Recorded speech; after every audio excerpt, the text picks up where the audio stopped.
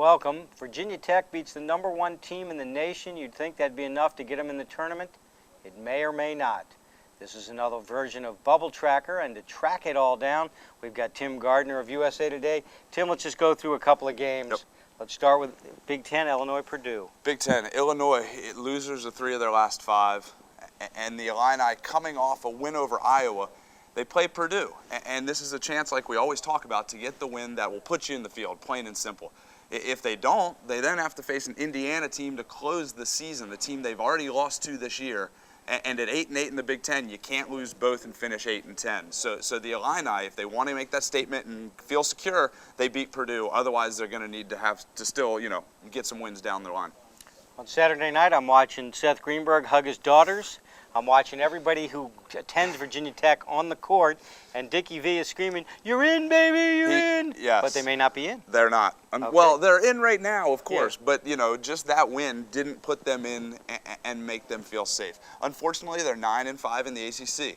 In any other year, that would be a great record, and we'd say they're a lock. Unfortunately for Virginia Tech, you look at them, they're only 2-5 against the top 100, and they still have Boston College and Clemson, 2 fellow bubble teams, here down the stretch. The interesting thing about the Boston College game is that it's even more important for BC. They're currently 7-7 in the ACC, only 1 top 50 win, and they need to get something else to boost their resume as well. So it might be a bigger game for the Eagles, but the Hokies are still going to need some work down the line.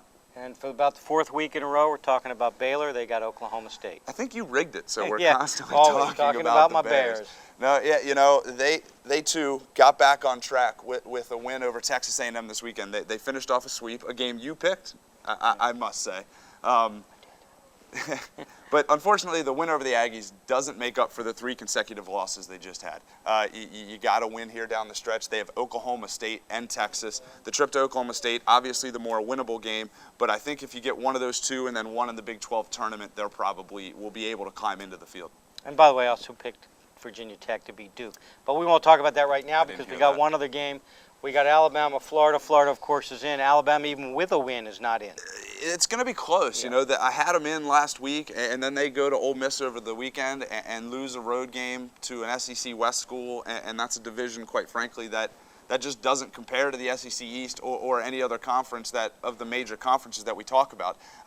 Strength of schedule 139, non-conference strength of schedule 280. So the Tide are going to have to overshadow those numbers with some key wins. They can get one here at Florida, and then they close with Georgia, another bubble team where they can make a charge. Tim Gardner, Bubble Tracker. I'm Reid Cherner. We'll be back tomorrow with some more teams on the bubble.